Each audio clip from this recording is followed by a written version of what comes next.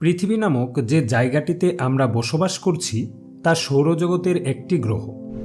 সৌরজগৎ বলতে সূর্য এবং তার সাথে মহাকর্ষীয়ভাবে আবদ্ধ সকল জ্যোতির্বৈজ্ঞানিক বস্তু, যেমন গ্রহ, উপগ্রহ সহ জানা অজানা সকল বস্তুকে বোঝায়। সূর্যের মতো এরকম আরও 100 বিলিয়নের কাছাকাছি তারা নিয়ে গঠিত হয়েছে milky way galaxy. Milky way গ্যালাক্সির মতো বিলিয়ন সংখ্যক গ্যালাক্সি নিয়ে গঠিত হয়েছে মহাবিশ্ব। আর মহাবিশ্বের সৃষ্টি হয়েছে অসীম ঘনত্বের একটি বস্তুতে মহাবিস্ফোরণের মাধ্যমে।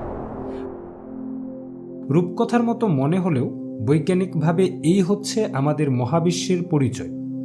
কোথা থেকে এর সৃষ্টি হয়েছিল এবং কিভাবে বর্তমান অবস্থায় এসে দাঁড়িয়েছে তা জানার আগ্রহ সকলেরই হয়। এই সিরিজে আমরা এসব বিষয় নিয়ে আলোচনা করব। আলোচনার সুবিধার্থে মহাবিশ্ব সৃষ্টির প্রারম্ভ থেকে বর্তমান অবস্থায় আসার বিষয়টিকে কয়েকটি ভাগে ভাগ করা হয়েছে।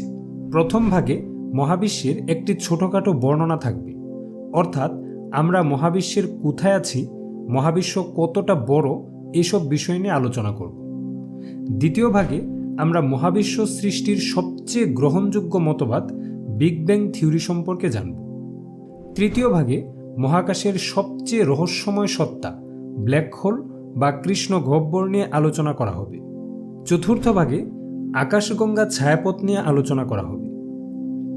পঞ্চম ভাগে সৌরজগৎ সম্পর্কে সংক্ষিপ্ত আলোচনা থাকবে এবং ষষ্ঠ ভাগে পৃথিবীর জন্মকথা এবং সময়ের সাথে পৃথিবীর পরিবর্তন নিয়ে আলোচনা করা হবে। এর মাধ্যমেই পৃথিবীর বর্তমান অবস্থার সূচনা হয়ে যাবে। তারপরের আলোচনা অর্থাৎ আধুনিক মানুষ সৃষ্টির ইতিহাস এবং সভ্যতার সূচনা বেশ গুরুত্বপূর্ণ বলে সেগুলো নিয়ে আলাদা সিরিজ তৈরি করা হয়েছে। সুপ্রাচীন কাল থেকেই উৎসুক মানব সমাজ মহাবিশ্বে পৃথিবীর অবস্থান জানতে চেষ্টা করেছিল।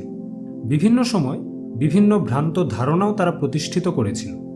টলেমির মতবাদ অনুসারে ষোড়শ শতাব্দীর পূর্ব পর্যন্ত মানুষের ধারণা ছিল পৃথিবী কেন্দ্র, বাকি সব গ্রহ নক্ষত্রগুলো পৃথিবীর চারপাশে ঘুরছে। ষোড়শ শতাব্দীতে নিকোলাস কোপার্নিকাস এ ধারণার বিরোধিতা করে বলেছিলেন সূর্য কেন্দ্র, পৃথিবী সহ বাকি সব গ্রহ উপগ্রহগুলো সূর্যকে কেন্দ্র করে ঘুরছে। পরবর্তীতে টেলিস্কোপ আবিষ্কারের পর গ্যালিলিও কোপার্নিকাসকে সমর্থন করেন, এজন্য তাকে কারাবরণ করতে হয়েছিল। যা হোক, এ তো ছিল কেবল সৌরজগতের কথা। মহাবিশ্বের তুলনায় সৌরজগৎকে তুলনাও করা যাবে না। সেই ক্ষেত্রে মহাবিশ্বে পৃথিবীর অবস্থান জানাটা সত্যি রোমাঞ্চকর একটি ব্যাপার হবে। সুবিশাল এই মহাবিশ্বে আমাদের তথা পৃথিবীর অবস্থান জানাতেই আমাদের আজকের নিবেদন মহাবিশ্বের সংক্ষিপ্ত বর্ণনা। পৃথিবী থেকেই শুরু করা যাক। এই হচ্ছে আমাদের চিরচেনা পৃথিবী। এখানেই আমাদের ঘর, আমরা এখানে থাকি। চাঁদ নামে পৃথিবীর একটি প্রাকৃতিক উপগ্রহ আছে। চাঁদ পৃথিবীকে প্রদক্ষিণ করছে আর পৃথিবী সূর্যকে প্রদক্ষিণ করছে। সৌরজগৎ। সূর্য একটি নক্ষত্র, এর নিজস্ব আলো আছে।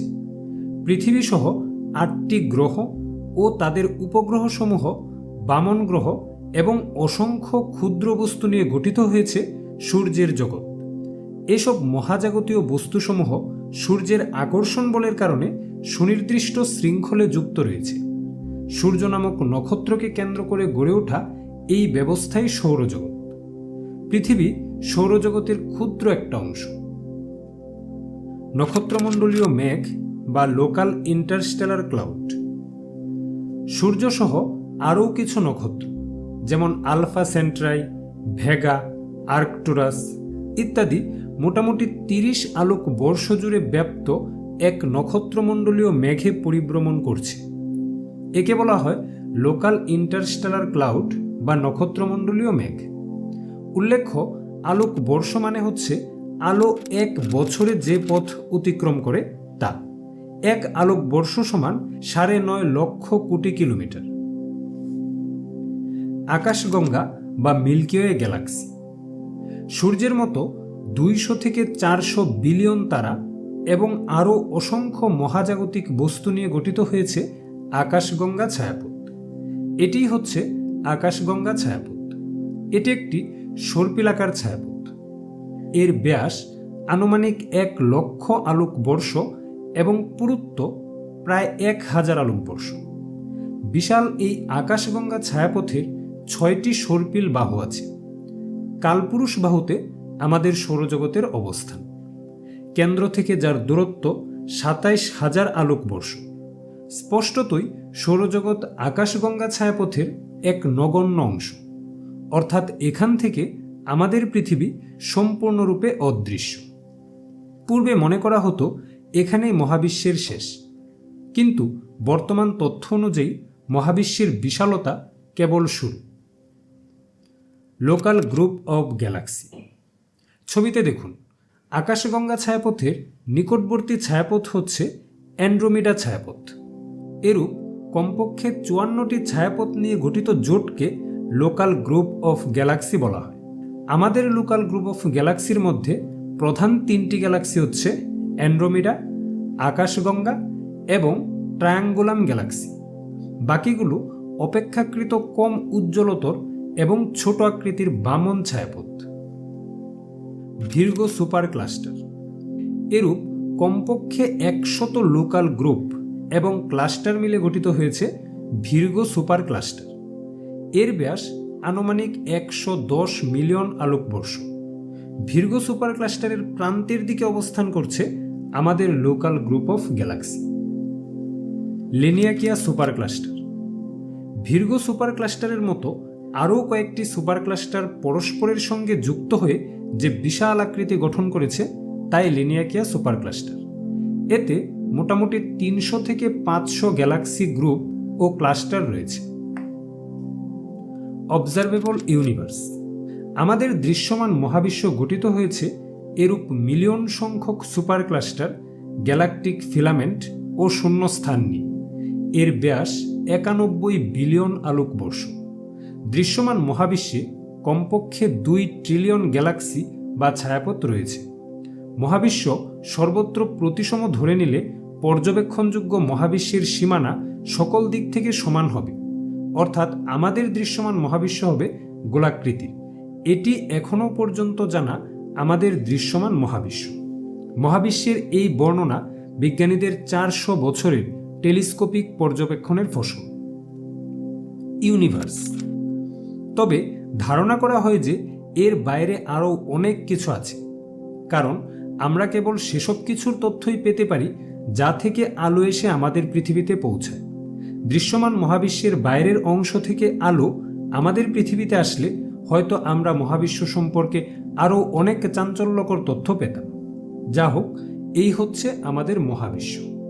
এক নজরে দেখলে মহাবিশ্ব, দৃশ্যমান মহাবিশ্ব, Laniakea super cluster, Virgo super cluster, local group of galaxy, milky way galaxy, local interstellar cloud, সৌরজগৎ, পৃথিবী, আর এই পৃথিবীর ক্ষুদ্র এক জীব মানুষ। মহাবিশ্বের তুলনায় কত ক্ষুদ্র অংশে আমরা আছি, সত্যি বিস্ময়কর ব্যাপার।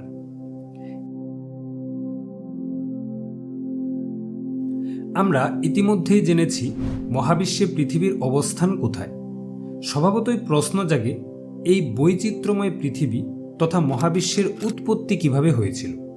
মহাবিশ্ব এখন যেমন আছে পূর্বেও কি ঠিক তেমনি ছিল, অথবা ভবিষ্যতে মহাবিশ্বের কি হবে?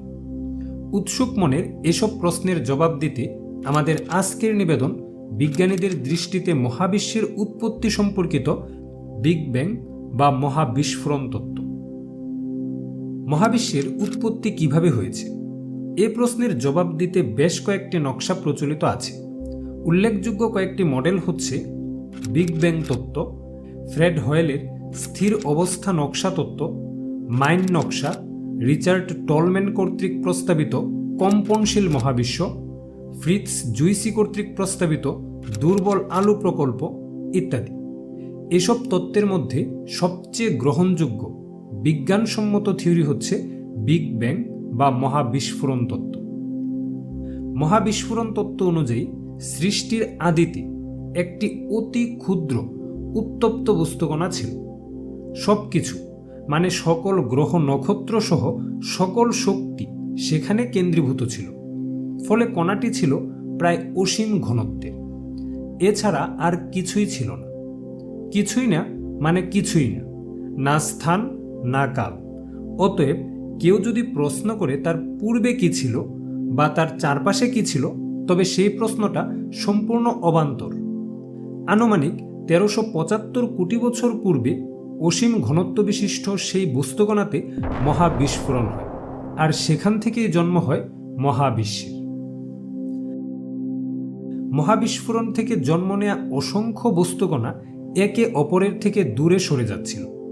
ফলে তাদের মধ্যবর্তী ফাঁকা স্থান সৃষ্টি হয়েছিল। বস্তুকণাসমূহ পরস্পর থেকে কত দ্রুত সরে যাচ্ছে তা ব্যাখ্যা করার জন্যই সময় ধারণার প্রয়োজন হয়েছিল। অর্থাৎ মহাবিস্ফোরণের পূর্বে না তো কোনো স্থান ছিল, না কোনো সময়। স্থানকাল সৃষ্টি এই মহাবিস্ফোরণের মাধ্যমে হয়েছিল। আইনস্টাইনও তার আপেক্ষিকতার থিওরিতে বলেছেন, স্থানকাল আপেক্ষিক, চরম কিছু নয়। অতএব বিগ ব্যাং বা মহাবিস্ফোরণই মহাবিশ্ব সৃষ্টির মূল কারণ। মতবাদটি অযৌক্তিক মনে হতে পারে, পূর্বেও হয়েছিল, এমনকি বিতর্ক এখনও চলমান, তবে এখনও পর্যন্ত এটি সর্বাপেক্ষা গ্রহণযোগ্য মতবাদ। এবার চলুন মহাবিস্ফোরণ তত্ত্ব প্রতিষ্ঠার পেছনের ইতিহাসটি জেনে নিই। 1927 সালে বেলজিয়ামের রোমান ক্যাথলিক ধর্মপ্রচারক জর্জ লেমেথর সর্বপ্রথম বিগ ব্যাং শব্দটি ব্যবহার না করে প্রস্তাব করেন যে মহাবিশ্ব একটি সুপ্রাচীন পরমাণু থেকে উৎপত্তি লাভ করেছে, যে প্রস্তাব বর্তমানে মহাবিস্ফোরণ নামে পরিচিত। তার প্রস্তাব যুক্তিসঙ্গত হলেও কেউ মেনে নেয়নি, কারণ যার তত্ত্বের উপর ভিত্তি করে তিনি এই প্রস্তাব করেছিলেন সেই আইনস্টাইন নিজেই এটি মানেনি। 2 বছর পর 1929 সালে মার্কিন জ্যোতির্বিজ্ঞানী এডুইন হাবল আবিষ্কার করেন যে একটি ছায়াপথ পৃথিবী থেকে যত দূরে অবস্থিত তার পশ্চাদপসরণের বেগও তত বেশি, মানে নিঃসৃত আলোর বর্ণালী ততই লাল তথা দীর্ঘ তরঙ্গ দৈর্ঘ্যের দিকে সরে যায়। এটি হাবলের নীতি নামে পরিচিত, যা নিঃসন্দেহে প্রমাণ করে যে মহাবিশ্ব ক্রমশ সম্প্রসারিত হচ্ছে। এতে লেমেথের তত্ত্বটি মোটামুটি গ্রহণযোগ্যতা পায়। অর্থাৎ জর্জ লেমেথর মহাবিস্ফোরণ তত্ত্বের প্রবর্তক হলেও এর প্রথম পরীক্ষামূলক প্রমাণ দেন এডুইন হাবল। এর ফলে মহাবিস্ফোরণ তত্ত্ব ফ্রেড হোয়েলের স্থির অবস্থা নকশা তত্ত্বকে ছাপিয়ে প্রতিষ্ঠিত হয়।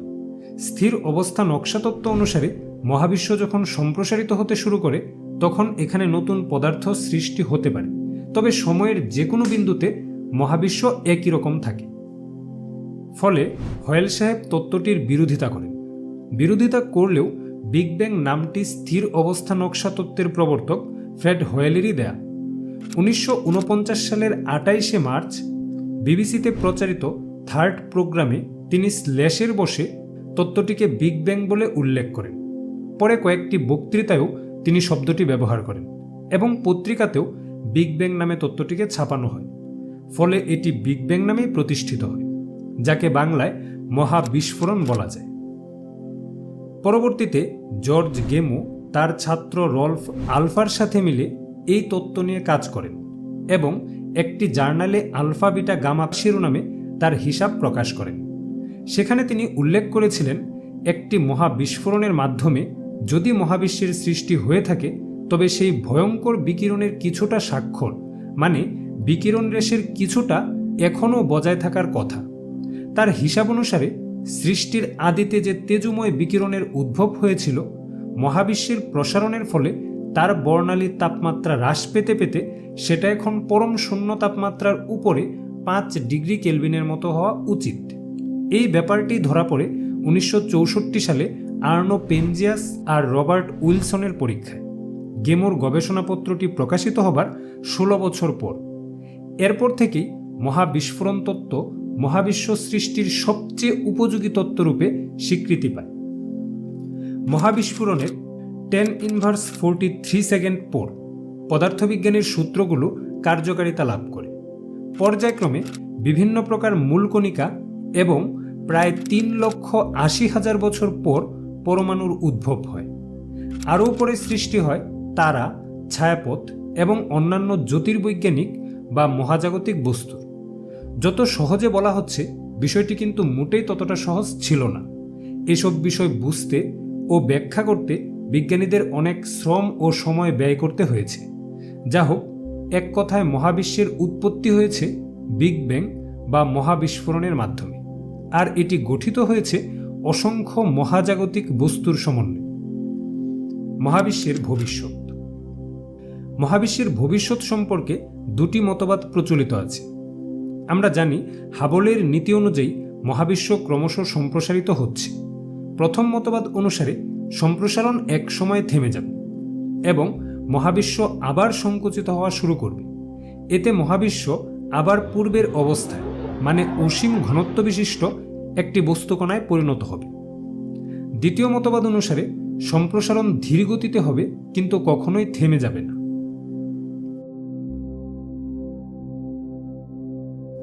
মহাবিশ্ব গঠিত হয়েছে বিভিন্ন প্রকার বস্তুর সমন্বয়ে, যার মধ্যে রয়েছে গ্রহ, উপগ্রহ, নক্ষত্র, ছায়াপথ, নীহারিকা, ধূমকেতু, কৃষ্ণগহ্বর, আরও কত কি।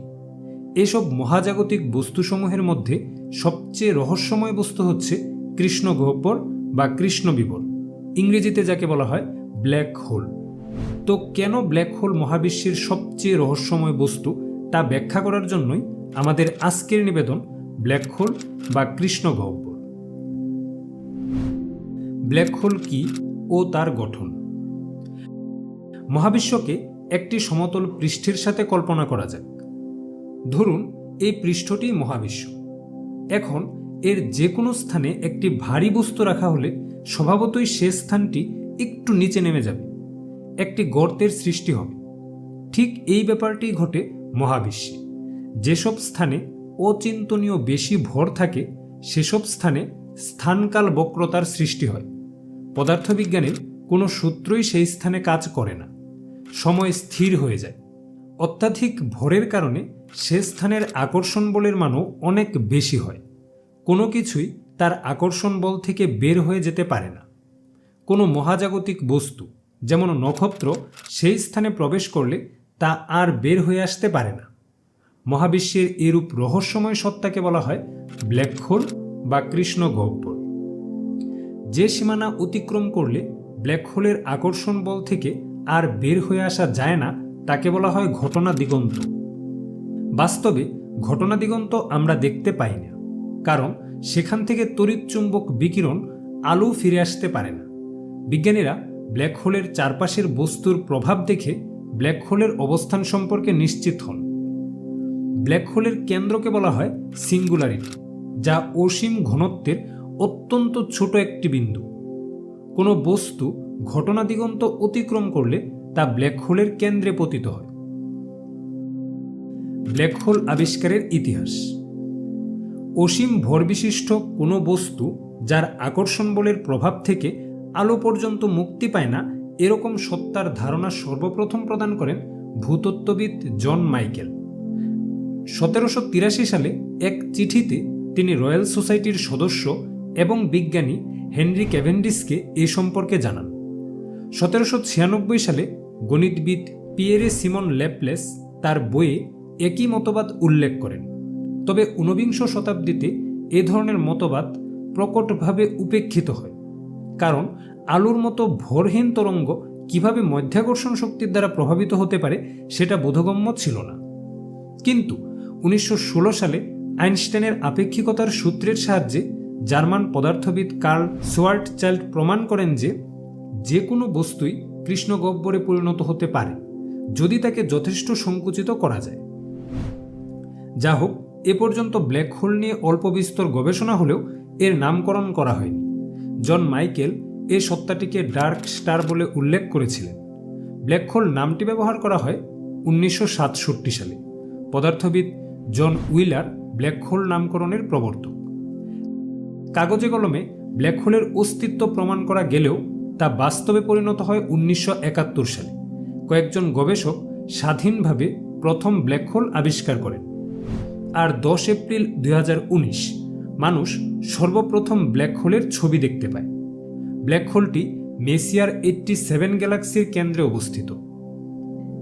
ব্ল্যাক হোলের উৎপত্তি। এখন প্রশ্ন হচ্ছে, মহাবিশ্বে এরূপ রহস্যময় সত্তা কিভাবে সৃষ্টি হয়? আমরা জানি নক্ষত্রের নিজস্ব আলো আছে। নক্ষত্রের জ্বালানি ফুরিয়ে গেলে নিউক্লিয়ার বিক্রিয়া বন্ধ হয়ে যায়।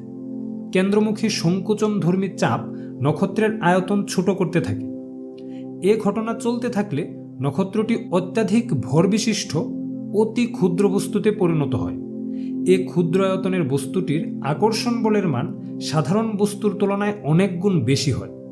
অর্থাৎ বস্তুটি পরিণত হয় এক মহাজাগতিক রাক্ষসে। কোনো কিছুই তার আকর্ষণ বলের সীমানাকে অতিক্রম করতে পারে না। সবকিছুকেই সে নিজের দিকে টেনে নেয়। এভাবেই এক মৃত তারা পরিণত হয় মহাজাগতিক রাক্ষস, ব্ল্যাক হোল বা কৃষ্ণ গহ্বরে। ব্ল্যাক হোলের প্রকারভেদ। ব্ল্যাক হোল 4 রকম হতে পারে, যথা স্টেলার, ইন্টারমিডিয়েট, সুপারমেসিভ এবং মিনিয়েচার ব্ল্যাক হোল। এদের মধ্যে স্টেলার আর সুপারমেসিভ ব্ল্যাক হোলই বেশি দেখা যায়। Stellar black hole. সূর্যের চেয়ে 10 থেকে 20 গুণ বড় তারার মৃত্যু হলে স্টেলার ব্ল্যাক হোল উৎপন্ন হয়। আমাদের আকাশগঙ্গা ছায়াপথে 100 মিলিয়নের বেশি স্টেলার ব্ল্যাক হোল আছে। সুপারমেসিভ ব্ল্যাক হোল। নাম থেকেই অনুমান করা যায় যে এ ধরনের ব্ল্যাক হোল দানবাকৃতির হবে। সুপারমেসিভ ব্ল্যাক হোল সূর্যের চেয়ে মিলিয়ন, এমনকি বিলিয়ন গুণ বড় হতে পারে।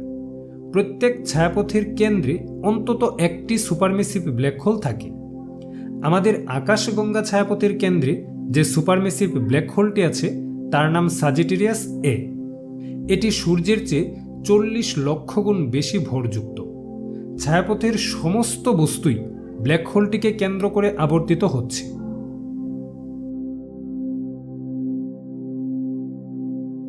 আমরা জানি পৃথিবী সৌরজগতের ক্ষুদ্র একটু অংশ। এটি অনবরত সূর্যকে প্রদক্ষিণ করছে। স্বভাবতই প্রশ্ন জাগে, এই সৌরজগৎ কার অংশ? সৌরজগৎ কাকে প্রদক্ষিণ করছে? তার নাম কি? তার গঠন কেমন? এরূপ অসংখ্য প্রশ্নের উত্তর মেলে আকাশগঙ্গা ছায়াপথ সম্পর্কে জানলে। তাই আগ্রহীদের এসব জিজ্ঞাসার সমাধান দিতে আমাদের আজকের নিবেদন আকাশগঙ্গা ছায়াপথ। ছায়াপথ কি? সূর্য একটি নক্ষত্র। এরূপ 10 মিলিয়ন থেকে 1 ট্রিলিয়ন নক্ষত্র একটি সাধারণ মহাকর্ষীয় কেন্দ্রের চারদিকে ঘূর্ণায়মান থাকে। সেই ব্যবস্থাটি গঠিত হয় অগণিত সংখ্যক তারা, আন্তঃনাক্ষত্রিক গ্যাস ও ধূলিকণা, প্লাজমা এবং প্রচুর পরিমাণে অদৃশ্য বস্তু নিয়ে। মহাকর্ষীয় শক্তি দ্বারা আবদ্ধ মহাজাগতিক এই সুশৃঙ্খল ব্যবস্থাকে বলা হয় ছায়াপথ বা গ্যালাক্সি। ছায়াপথ বিভিন্ন আকৃতির হতে পারে, যেমন উপবৃত্তাকার, কুণ্ডলাকার, সর্পিলাকার ইত্যাদি। এর অভ্যন্তরে থাকে অতি বৃহৎ ব্ল্যাক হোল বা কৃষ্ণ গহ্বর। সকল মহাজাগতিক বস্তুসমূহ এই কেন্দ্রকে আবর্তন করে ঘুরতে থাকে। বর্তমান বৈজ্ঞানিক গবেষণায় দৃশ্যমান মহাবিশ্বে 200 বিলিয়নেরও বেশি ছায়াপথের প্রমাণ পাওয়া গিয়েছে।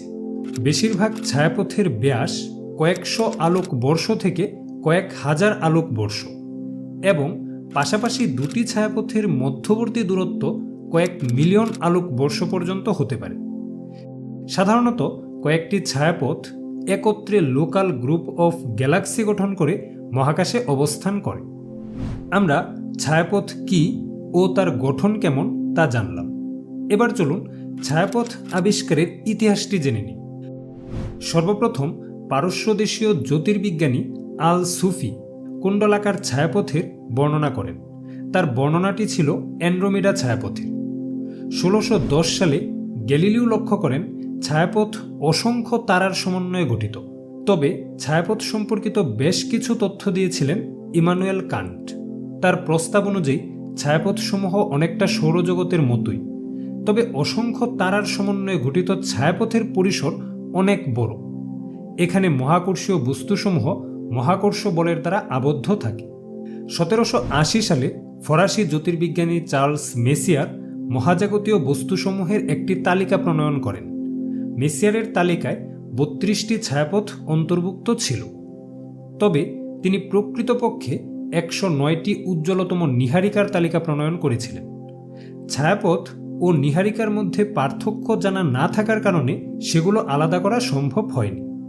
পরবর্তীকালে উইলিয়াম হার্শেল মেসিয়ারের তালিকাটি পরিবর্ধন করে সংখ্যাটি 5000-এ নিয়ে যান। সেই তালিকায় অনেকগুলো ছায়াপথ অন্তর্ভুক্ত ছিল। এখন আমরা জানব সৌরজগতের অবস্থান সম্পর্কে। আকাশগঙ্গা ছায়াপথ। আমাদের সৌরজগতের অবস্থান আকাশগঙ্গা বা মিল্কি ওয়ে গ্যালাক্সিতে। গ্রিক পুরাণ অনুসারে এই ছায়াপথের নামকরণ করা হয়েছে। প্রাচীনকালে মহাবিশ্ব বলতে এই আকাশগঙ্গা ছায়াপথকেই বোঝানো হতো, কিন্তু মহাবিশ্বের সংক্ষিপ্ত বর্ণনা থেকে আমরা জানতে পারি মহাবিশ্বের অগণিত ছায়াপথের মধ্যে আকাশগঙ্গা একটি। আকাশগঙ্গা ছায়াপথের সূচনা হয় প্রায় 13.6 বিলিয়ন বছর আগে। সর্বপ্রথম 1785 সালে স্যার উইলিয়াম হার্শেল আকাশগঙ্গা ছায়াপথের আকৃতি সম্পর্কে ধারণা দেওয়ার চেষ্টা করেন। এজন্য তিনি আকাশের বিভিন্ন অঞ্চলে দৃশ্যমান তারার সংখ্যা গণনা করেছিলেন। এটি অনেকটা সমতল ডিস্কের মতো। এর চারদিকে গোলাকৃতির একটি আবরণ আছে, যাকে স্টোলার হালো বলে। আকাশগঙ্গার ব্যাস আনুমানিক 1,00,000 আলোকবর্ষ এবং পুরুত্ব প্রায় 1000 আলোকবর্ষ। স্টোলার হালো সহ ব্যাস 1,30,000 আলোকবর্ষ। ছায়াপথটি পৃথিবী থেকে খালি চোখেও দেখা যায়। চাঁদ না উঠলে আকাশের দিকে অসংখ্য তারার যে সমাহার দেখা যায়, তাই আসলে আকাশগঙ্গা ছায়াপথ। খোলা চোখে এর কেবল 1.2% দেখা যায়। আকাশগঙ্গা ছায়াপথের বেশিরভাগ অংশ 90% ডার্ক ম্যাটার দিয়ে তৈরি। এটি সর্পিলাকার ছায়াপথ। এর 6টি বাহু আছে। আমাদের সৌরজগতের অবস্থান ছায়াপথের কেন্দ্র থেকে 27,000 আলোকবর্ষ দূরে কালপুরুষ বাহুতে। স্পষ্টতই সৌরজগৎ আকাশগঙ্গা ছায়াপথের ক্ষুদ্র একটু অংশ। ধারণা করা হয় ছায়াপথটিতে এরূপ 100 থেকে 400 বিলিয়ন নক্ষত্র থাকতে পারে। সূর্যের কাছাকাছি অবস্থিত অন্যান্য নক্ষত্রগুলো হচ্ছে আলফা সেন্ট্রাই, ভেগা, আর্কটুরাস ইত্যাদি। প্রাচীনতম নক্ষত্রের মধ্যে রয়েছে SE 15230901। এর বয়স 13.2 বিলিয়ন বছর। অন্যান্য ছায়াপথের মতো আকাশগঙ্গা ছায়াপথের কেন্দ্রেও একটি সুপারমেসিভ ব্ল্যাক হোল রয়েছে। তার নাম সাজিটারিস A। ব্ল্যাক হোলটির ব্যাস 4,40,00,000 কিলোমিটার। কয়েকটি নক্ষত্র মিলে নক্ষত্রমণ্ডলীয় মেঘ গঠন করে ছায়াপথের কেন্দ্রকে পরিক্রমা করে। আমাদের সূর্য প্রতি সেকেন্ডে 230 কিলোমিটার বেগে এই কেন্দ্রকে পরিক্রমা করছে। সূর্যের একবার পরিক্রমা সম্পন্ন করতে 230 মিলিয়ন বছর সময় লাগে, যা গ্যালাকটিক ইয়ার বা কসমিক ইয়ার নামে পরিচিত। আকাশগঙ্গা ছায়াপথে 100 বিলিয়নের বেশি গ্রহ আছে। 59টি স্যাটেলাইট গ্যালাক্সি আছে। রয়েছে কৃষ্ণগহ্বর সহ আরও অসংখ্য মহাজাগতিক বস্তু। সব মিলিয়ে ছায়াপথটির ভর 1.5 ট্রিলিয়ন সৌরভরের সমান।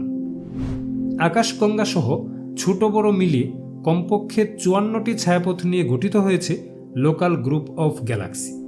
আমাদের লোকাল গ্রুপে অ্যান্ড্রোমিডা গ্যালাক্সির সবচেয়ে বড়। অ্যান্ড্রোমিডার পরেই আকাশগঙ্গার অবস্থান। এটি আকাশগঙ্গার সবচেয়ে নিকটবর্তী গ্যালাক্সিও বটে। পৃথিবী থেকে এর দূরত্ব 25 লক্ষ আলোকবর্ষ। বিজ্ঞানীদের অনুমান আগামী 400 থেকে 500 কোটি বছরের মধ্যে আমাদের মিল্কি ওয়ে প্রতিবেশী অ্যান্ড্রোমিডা গ্যালাক্সির সাথে সংঘর্ষ করে নতুন একটি গ্যালাক্সিতে পরিণত হবে। কল্পিত এই নতুন গ্যালাক্সিটিকে মিল্কোমেডা বা মিল্কড্রোমেডা নাম দেওয়া হয়েছে।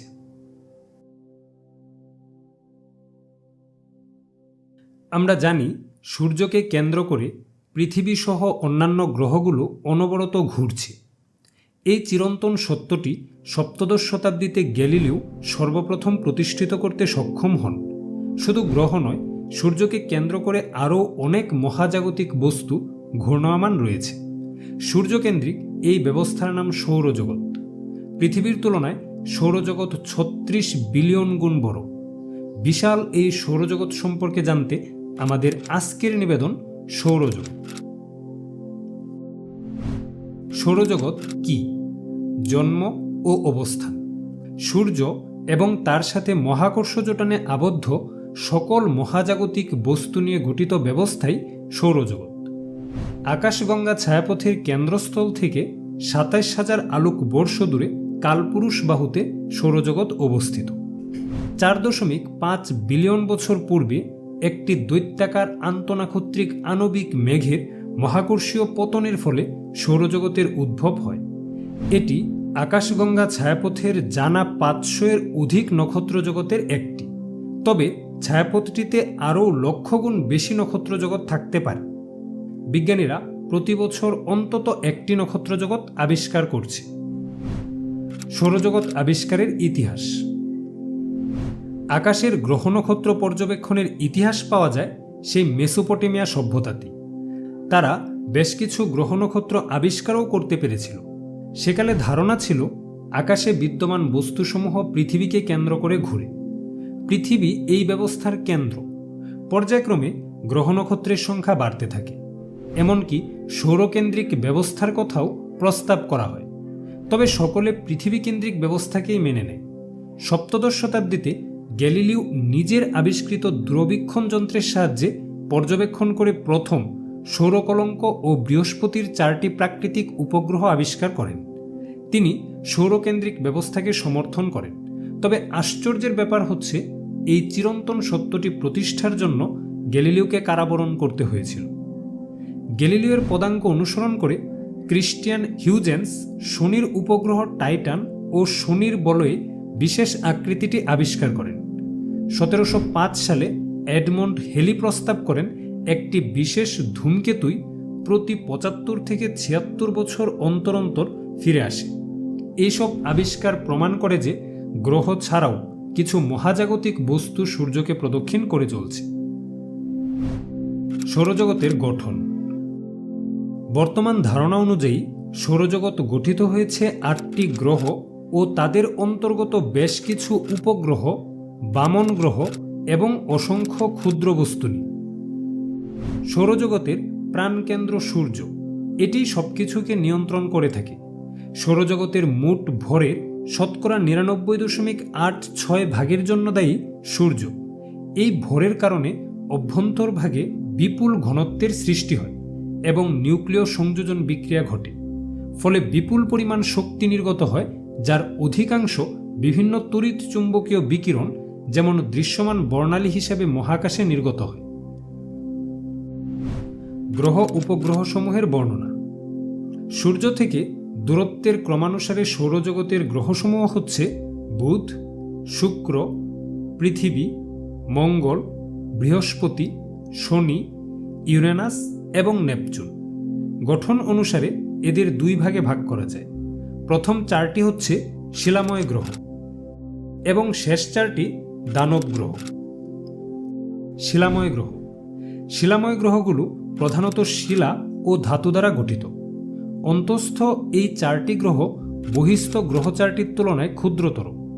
এদের পৃষ্ঠভাগ শক্ত, উপগ্রহ কম বা নেই। সূর্যের সবচেয়ে নিকটবর্তী এবং গ্রহসমূহের মধ্যে ক্ষুদ্রতম গ্রহ বুধ। সূর্য থেকে এর গড় দূরত্ব 5.8 কোটি কিলোমিটার। প্রায় 3 মাসে এটি সূর্যকে একবার প্রদক্ষিণ করে। তারপর শুক্র। বুধ এবং শুক্র গ্রহের কোনো উপগ্রহ নেই। শুক্র সৌরজগতের সবচেয়ে উজ্জ্বল ও উত্তপ্ত গ্রহ। ভোরের আকাশে আমরা একে শুকতারা এবং সন্ধ্যার আকাশে সন্ধ্যা তারা রূপে দেখি। সূর্য থেকে দূরত্বের ক্রমানুসারে তৃতীয় গ্রহ হল আমাদের পৃথিবী। পৃথিবীর একটি প্রাকৃতিক উপগ্রহ রয়েছে যাকে আমরা চাঁদ বলে ডাকি। পৃথিবীর জলভাগের কারণে সৌরজগতের গ্রহসমূহের মধ্যে একমাত্র পৃথিবীতেই রয়েছে জীবন ধারণের অনুকূল পরিবেশ। একমাত্র পৃথিবীতেই প্রাণের অস্তিত্ব রয়েছে। তারপর মঙ্গল গ্রহ। ধারণা করা হয় 3.5 বিলিয়ন বছর পূর্বে মঙ্গল গ্রহেও জীবনের অস্তিত্ব ছিল, তবে এখন আর নেই। অত্যাধিক আয়রন অক্সাইডের কারণে মঙ্গলকে লাল গ্রহ বলা হয়। ফোবস ও ডিমোস নামে মঙ্গলের দুটি উপগ্রহ রয়েছে। মঙ্গল এবং বৃহস্পতি তথা শিলাময় গ্রহ ও দানব গ্রহের মধ্যবর্তী স্থানে অবস্থিত অ্যাস্ট্রয়েড বেল্ট। দানব গ্রহ। দানব গ্রহ চারটি হচ্ছে বৃহস্পতি, শনি, ইউরেনাস এবং নেপচুন। শিলাময় গ্রহগুলির তুলনায় এরা অনেক বেশি ভরযুক্ত। এদের মধ্যে বৃহস্পতি ও শনি বৃহত্তম দুটি গ্রহ। মূলত হাইড্রোজেন ও হিলিয়াম গ্যাস দ্বারা গঠিত বলে গ্রহদ্বয় গ্যাস দানব নামেও পরিচিত। সমগ্র সৌরজগতের ভরের অধিকাংশ রয়েছে সূর্যে এবং অবশিষ্ট ভরের শতকরা 90% জন্য দায়ী হল বৃহস্পতি এবং শনি। বৃহস্পতি গ্রহের 67টি প্রাকৃতিক উপগ্রহ আছে। বৃহত্তম উপগ্রহ গেনিমেডের আকার বুধ গ্রহ থেকেও বড়। তারপর শনি। দৃষ্টিনন্দন বলয়ের জন্যই গ্রহটি বেশি পরিচিত। এই বলয় পৃথিবী থেকে দেখা যায়। শনির টাইটান উপগ্রহটিও বুধের চেয়ে বড়। এটি সৌরজগতের একমাত্র উপগ্রহ যাতে উল্লেখযোগ্য পুরুত্বের বায়ুমণ্ডল আছে। টাইটানের পৃষ্ঠে তরল পদার্থেরও সন্ধান পাওয়া গিয়েছে। সর্ববহিস্থ গ্রহদ্বয় ইউরেনাস ও নেপচুন তুষার দৈত্য নামে পরিচিত। এগুলির প্রধান উপাদান জল, অ্যামোনিয়া ও মিথেনের মতো উদ্বায়ী পদার্থ। নেপচুন দূরত্বের ক্রমানুসারে সূর্য থেকে সবচেয়ে দূরবর্তী গ্রহ। সূর্য থেকে এর গড় দূরত্ব 450 কোটি কিলোমিটার। নেপচুনের বাইরের দিকে অবস্থিত কাইপার বেল্ট নামক আরেকটি বেষ্টনী। তারপর অর্ট ক্লাউড। এটি সৌরজগতের সর্বশেষ সীমানা। সৌরজগতের ক্ষুদ্র বস্তুসমূহ রয়েছে অ্যাস্ট্রয়েড বেল্ট, কাইপার বেল্ট এবং অর্ট ক্লাউডে। আর বামন গ্রহসমূহের মধ্যে রয়েছে প্লুটো, সেরেস, হাউমেয়া ইত্যাদি। উল্লেখ্য, প্লুটোকে পূর্বে সৌরজগতের একটি গ্রহ মনে করা হতো, কিন্তু গ্রহের সকল বৈশিষ্ট্য না থাকায় বর্তমানে একে বামন গ্রহের অন্তর্ভুক্ত করা হয়।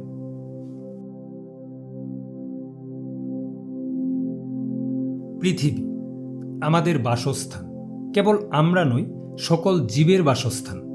এখনও পর্যন্ত আমাদের জানা একমাত্র স্থান যেখানে জীবন ধারণের উপযুক্ত পরিবেশ রয়েছে।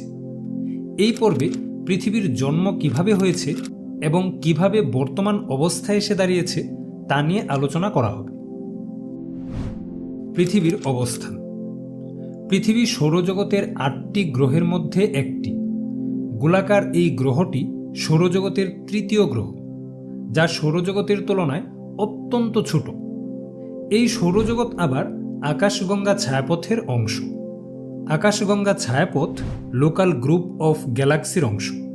এভাবে চলতেই থাকবে। পৃথিবীর জন্ম আনুমানিক 460 কোটি বছর পূর্বে হাইড্রোজেন, হিলিয়াম ও অন্যান্য ভারী মৌল দ্বারা গঠিত একটি বিশাল গ্যাস ও ধূলিকণার মেঘ মহাকাশে ঘূর্ণায়মান ছিল। এক সময় এটি সংকুচিত হতে শুরু করে এবং একটি ঘূর্ণায়মান ডিস্কের মতো আকার ধারণ করে, যা পরিবর্তিত হয়ে সৌরজগতের সৃষ্টি হয়। ডিস্কের মাঝখানের ভারী অংশটি সূর্যে রূপান্তরিত হয়, আর বাইরের দিকে সৃষ্টি হয় গ্রহ উপগ্রহগুলো। এদের মধ্যেই একটি আমাদের পৃথিবী। আনুমানিক 454 কোটি বছর পূর্বে পৃথিবীর জন্ম হয়েছিল। জন্মের কিছু সময় পর থিয়া নামক একটি বস্তুর সাথে পৃথিবীর সংঘর্ষ হয়, ফলে পৃথিবীর কিছু অংশ ছিটকে বেরিয়ে যায়, কিন্তু পৃথিবীর আকর্ষণ থেকে সম্পূর্ণ মুক্ত হতে পারে না। পৃথিবীর চারদিকে ঘুরতে থাকে। আজ এটিকে আমরা চাঁদ বলে ডাকি। চাঁদ পৃথিবীর একমাত্র প্রাকৃতিক উপগ্রহ। প্রাথমিক অবস্থা ও পরিবর্তন। জন্মানোর সময় পৃথিবী ছিল একটি উত্তপ্ত গোলাকার পিণ্ড। সময়ের সাথে সাথে গ্রহাণুর সংঘর্ষ ও তেজস্ক্রিয় বিকিরণের ফলে ধীরে ধীরে এটি ঠান্ডা হতে থাকে। ভারী কণাসমূহ ভেতরের দিকে পৃথিবীর কেন্দ্র গঠন করে, আর তুলনামূলক হালকা কণাসমূহ বাইরের দিকে ভূত্বক গঠন করে। পৃথিবীর কেন্দ্র এখনও উত্তপ্ত অবস্থাতেই আছে, কিন্তু সময়ের সাথে বাইরের দিকে ভূত্বকের ব্যাপক পরিবর্তন ঘটে, যার ফসল পৃথিবীর বর্তমান রূপ। তবে হঠাৎ করে এই পরিবর্তন হয়নি। মহাসাগর ও বায়ুমণ্ডলের সৃষ্টি। শুরুর দিকে, অর্থাৎ যখন পৃথিবীর বাইরের দিক শীতল ও ঠান্ডা হওয়া শুরু করে, তখন হালকা গ্যাস ও জলীয় বাষ্প কেন্দ্র থেকে বাইরে আসতে শুরু করে। শীতল তাপমাত্রার কারণে জলীয় বাষ্প পানি রূপে পৃথিবীর পৃষ্ঠে জমা হয়। পাশাপাশি গ্রহাণুগুলোর নিজেদের সাথে নিয়ে আসা বরফও পৃথিবী পৃষ্ঠে জমা হতে থাকে, যা একসময় মহাসাগরের সৃষ্টি করে। আর অন্যান্য হালকা গ্যাস ভারী গ্যাসসমূহের সাথে মিশে তৈরি করে স্থায়ী বায়ুমণ্ডল। পৃথিবীর আকর্ষণ বলের কারণে এই বায়ুমণ্ডল পৃথিবীকে ছেড়ে যেতে পারে না, পৃথিবীর চারদিকে পৃথিবীকে বেষ্টন করে পরিক্রমা করে। প্রাণের সৃষ্টি ও বিবর্তন। অধিকাংশ বিজ্ঞানীর মতে মহাসাগরের পানি, বায়ুমণ্ডলের মিথেন, অ্যামোনিয়া, হাইড্রোজেন ইত্যাদি গ্যাস এবং বজ্রপাত, সৌরবিকিরণ ও আগ্নেয়গিরির অগ্ন্যুৎপাত ইত্যাদির কারণে এমন এক পরিবেশের সৃষ্টি হয় যেখানে মহাসাগরের পানিতে অ্যামাইনো অ্যাসিড উৎপন্ন হওয়া সম্ভব ছিল। বিজ্ঞানীদের অনুমান এই অ্যামাইনো অ্যাসিডই জীবনের প্রথম অণু। অর্থাৎ মহাসাগর ও বায়ুমণ্ডল সৃষ্টি পৃথিবীকে জীবনধারণের একটি উপযুক্ত স্থান বানিয়ে তোলে, যার ফলস্বরূপ আনুমানিক ৩৮০ কোটি বছর পূর্বে পৃথিবীর মহাসাগরে প্রথম প্রাণের সৃষ্টি হয়। তবে প্রাণের সৃষ্টি নিয়ে বিতর্ক এখনও শেষ হয়নি। প্রথম প্রাণের সৃষ্টি নিয়ে আরও কিছু মতবাদ বিজ্ঞান মহলে প্রচলিত আছে। যা হোক, এই এককোষী প্রাণ পরবর্তীতে প্রতিকূল পরিবেশে টিকে থাকার জন্য বিবর্তিত হয়ে বহুকোষী প্রাণের সৃষ্টি করেছে। জল থেকে উঠে এসে স্থলে বংশবৃদ্ধি করেছে, বায়ুমণ্ডলে অক্সিজেনের মাত্রা বাড়িয়েছে, জন্ম দিয়েছে উদ্ভিদ, প্রাণীসহ অসংখ্য জটিল জীবের। বিবর্তনের ইতিহাস অধ্যায়ে এই নিয়ে বিস্তারিত আলোচনা করা হয়েছে। মানুষের জন্ম। আনুমানিক ২০ থেকে ২৫ লক্ষ বছর পূর্বে পৃথিবীতে মানুষগণের জন্ম হয়েছিল, আর আমাদের তথা আধুনিক মানুষের জন্ম হয়েছিল প্রায় ২ লক্ষ বছর আগের কোনো একটা সময়ে। মানুষের ইতিহাস শিরোনামে আলাদা অধ্যায় তৈরি করে মানব বিবর্তন ও সংশ্লিষ্ট বিষয় নিয়ে বিস্তারিত আলোচনা করা হয়েছে। বর্তমান অবস্থা। বর্তমান পৃথিবীতে প্রায় ৮৭ লক্ষ প্রজাতির জীব রয়েছে বলে অনুমান করা হয়। তবে নিঃসন্দেহে একটিমাত্র প্রজাতি, মানুষ, পৃথিবীতে রাজত্ব করছে। বিজ্ঞান ও প্রযুক্তির উন্নতির কারণে এখন আর আমাদের প্রকৃতির দিকে তাকিয়ে থাকতে হয় না।